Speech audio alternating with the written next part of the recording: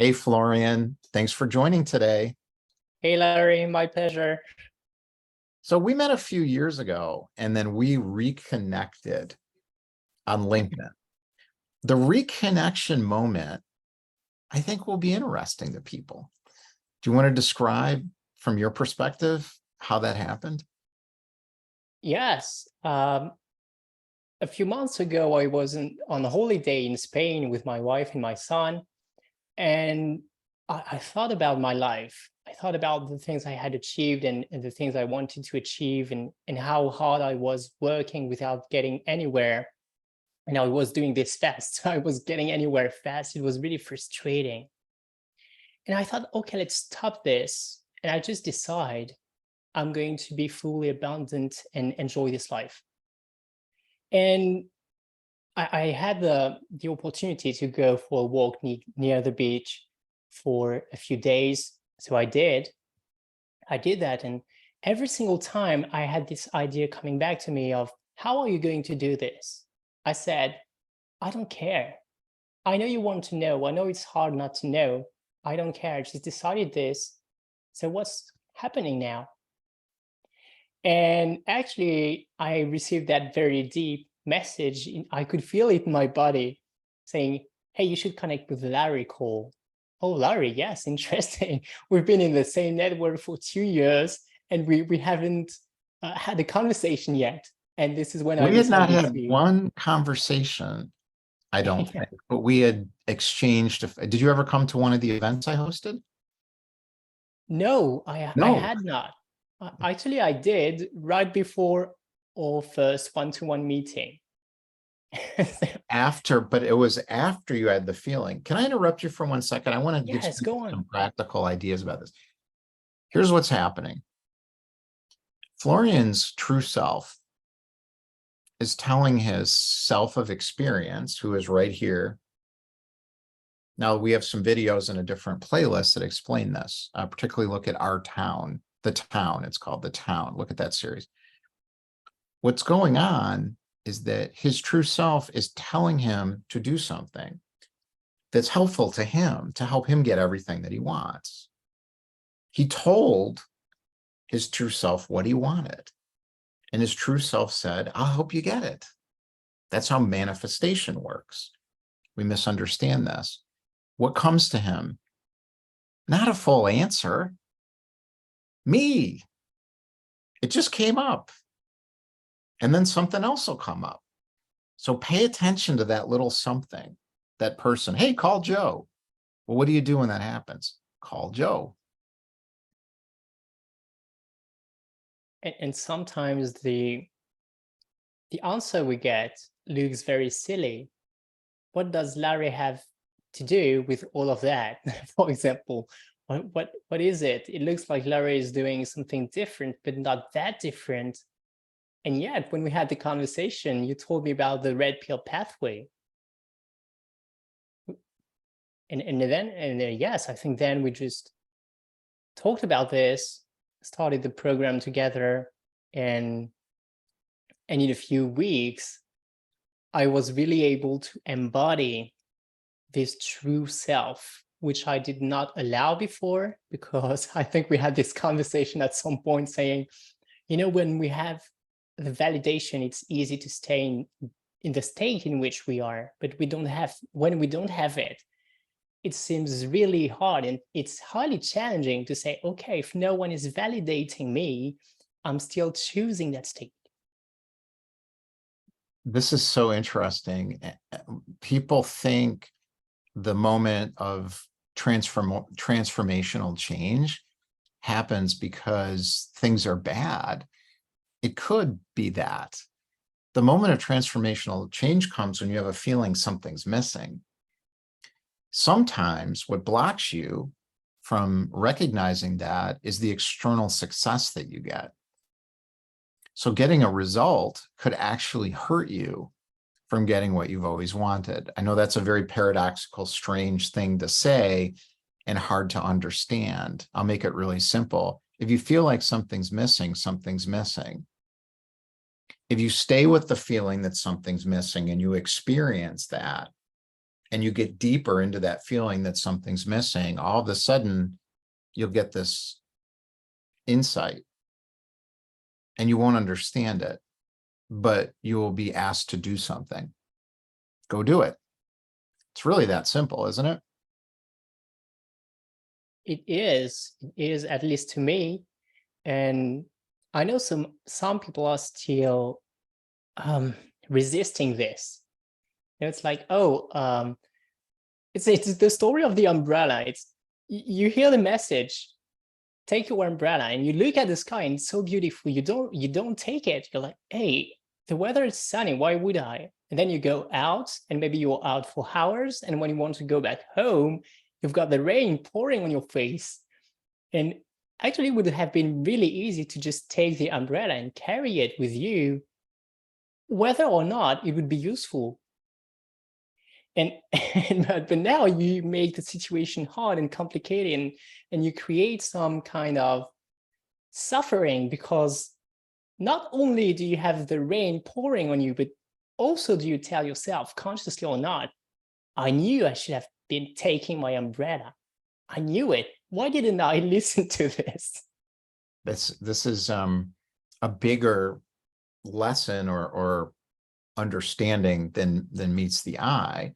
So there's more going on here than this idea of coincidence and making sure that you follow your little feeling, your intuition. There's another piece of it, which is around who's in charge.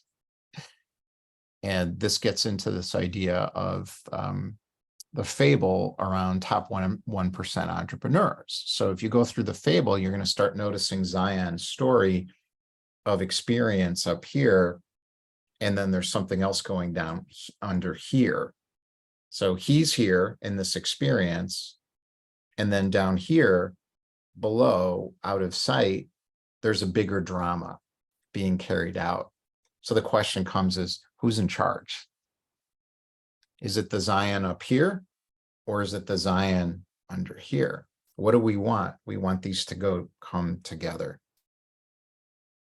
When they come together, all of a sudden, you have everything that you ever wanted in your life. And it doesn't mean that you got a bunch of new stuff. I totally agree with you. It doesn't have to be new.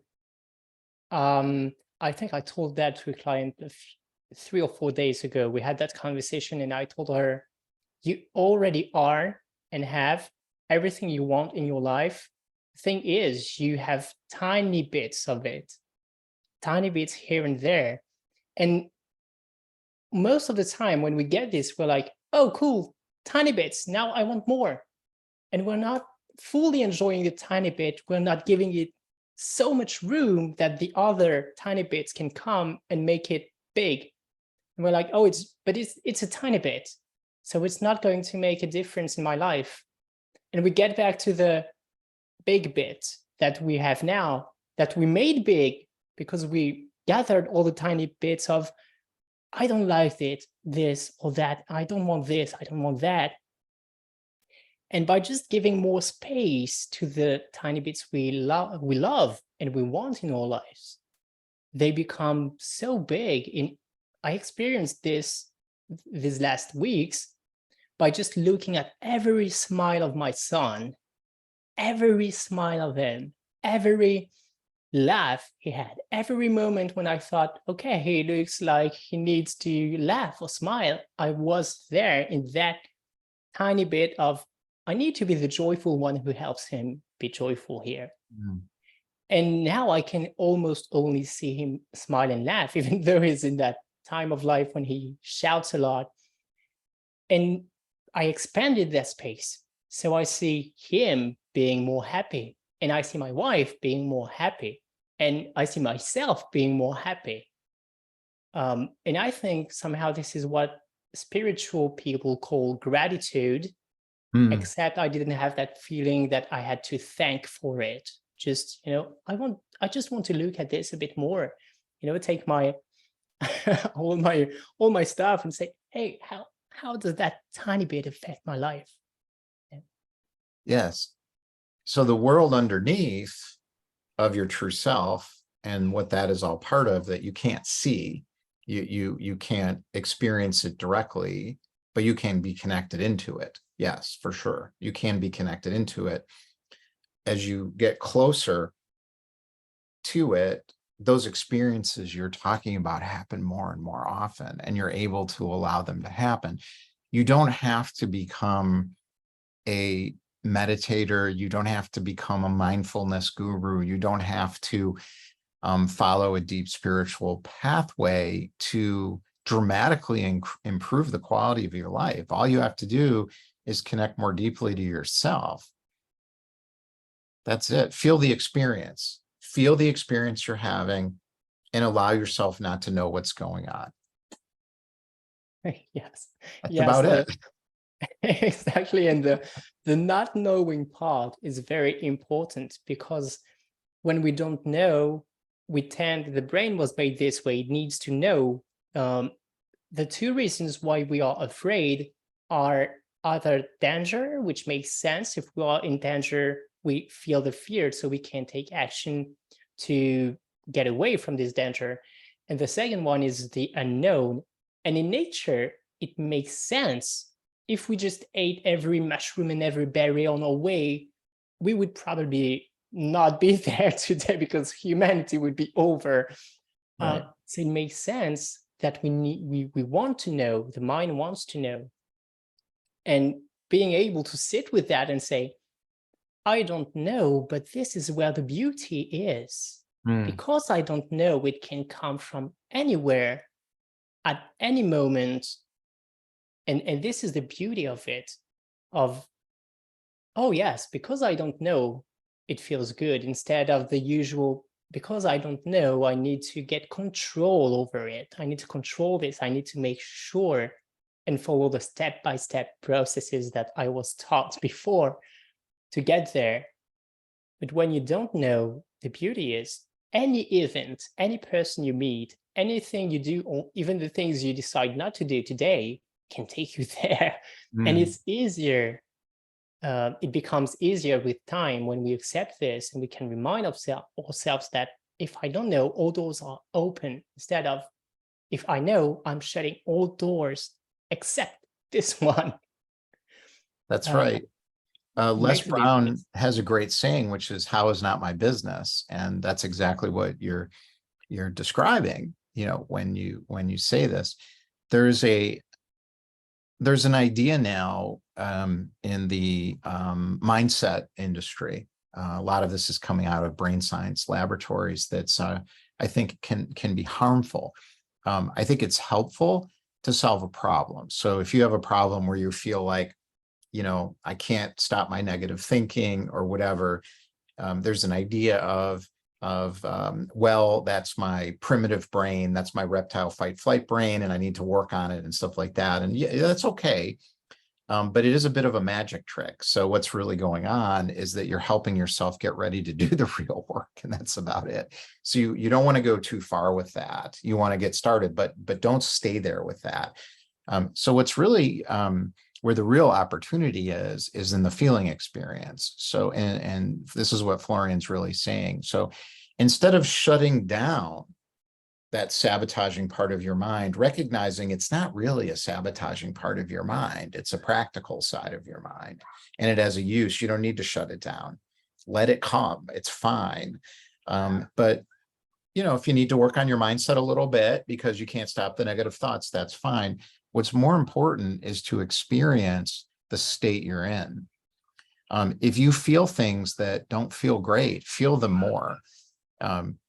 This is not me. This is my experience of something that always works. So Jack Kornfield talks about this, the Buddhist pathway to heart. We'll hear this from others. Michael Singer discusses this in the Surrender Experiment, and then also David Hawkins in Map of Consciousness. And this is what they're talking about. So beware of the sabotaging brain amygdala stuff. So there's a lot of these conversations about the amygdala and the creative brain. That's not really where the wisdom is. Those are important let's call them guru ideas to help solve problems. You want to get on the wisdom side where you're experiencing the state of being, which is what Florian's describing. And I would add that the magic of this is that you don't need to make it serious. Right. You can really spend hours, days, weeks playing with your imagination. I remember in 2019, I wanted to do a talk, and I had never organized one before. And I didn't know how it would happen, but every day I was out there walking and just doing the talk to myself. And it was like, and I didn't know where it would come from. I didn't even know if it would come into my life and happen, manifest. What I knew was I'm just having so much fun thinking of all the things I could share with the world, that one event after another that were not connected to this idea of doing a talk, giving a talk, I found myself in a space where I heard these words, and we are also hosting talks. Oh, wow. And it took maybe 2 months, but it was smooth and easy. And that's the difference. It was fun just talking to myself and telling people around, oh, I am just talking to myself because I am having fun with what I could share with the world. And that's it. You can just play with your imagination. And at some point, because you are still out there in the world, it doesn't work if you just stay on your couch all day long. Well, I don't know. I didn't try. I love moving, but most of the time it would not work. But if you play with it, if you have fun with this, it comes faster. Yes. Or at least time doesn't feel so long. Yes. And so the law of attraction, which is part of what you're talking about here, is a law. It's not the law. A lot of the times people are teaching law of attraction as if that's the game, and it's really not. It's part of it. All it is a mechanism of you are a creator. You are a creator. What you think about, what you have the deepest emotional engagement with, what you want the most is what will happen. You are able to create that reality for yourself. We are designed to do this. The problem is you have to know what you really want. And before you know what you really want, you're not going to get what you really want. So the question is really, the confusion is around we. So what is me? Well, and I'm going to get into a little philosophy here. There's really two selves. So you have the self of experience, and then you have the self that exists in reality, your true self. They're separated. So we have some videos on this, particularly Our Town. The series explains this really well. If you manifest something or create emotional energy around making something happen from the part of yourself that exists only without a connection to your true self, it's not going to work. A lot of people are teaching this very complicated, involved stuff of going in your body and reprogramming your subconscious and retraining your mind. Don't do any of that. That's crazy. What's better is connect with your true self. As you get your true self coming more to the surface, your true self will start telling you what you want. This is what happened with you. You're like, I want to speak. Or you end up doing something, well, I want $1 million. Well, you don't. Your true self doesn't want $1 million for you. Your self of experience is afraid and thinks if you have $1 million, you'll feel secure. Whereas the reality is, if you get $1 million, you'll never do any real work on yourself. Yes, and even though I would do the work, the $1 million is not the goal, because the goal is the experience we go through at every moment, at every instant of this life. And then because we do that and we don't care and we don't really, well, it's not that we don't care. It's, I don't mind. I don't mind. I know I am secure and everything is great in my life. It's okay. I have an opportunity here. Why not? I go in, here and there, and whatever happens, it's always taking me where I want to go. I think I told you that a few months ago as well. It's, you don't tell your GPS how to take you where you want to go. Hmm. You just say, okay, I want to go there, and you let it take care of it, and you just follow the instructions. Wow, what an analogy. So your GPS is the how, your GPS is your true self. You tell your GPS where you want to go. In other words, you know from connection to your true self what you want. And then you say, tell me where to turn. We got to pay attention to the, and you're like, well, but I don't want to turn left. I want to go right. It looks, the scenery is better. And like, no. Go left. Oh, but that's going to be really uncomfortable. I don't care. You want to get this? Go left. This is really how law of attraction works. And I don't see people including the part where it's like, wow, that's really going to be hard. I don't want to do that in their teachings. Yes, it's because it's a law of attraction that they control.